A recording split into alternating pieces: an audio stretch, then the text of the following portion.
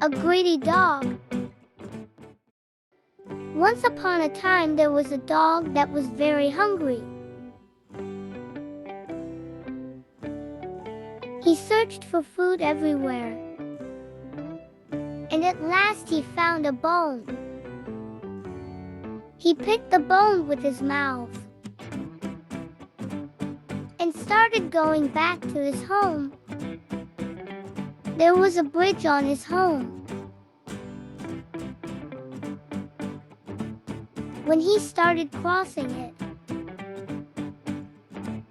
he saw his reflection in the water. The dog thought that there was another dog with a bone in water. He wanted to get also that other bone.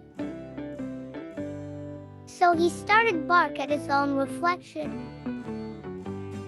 His bone fell in water as he opened his mouth. The greedy dog lost his bone and remained hungry. The moral of the story is do not be greedy.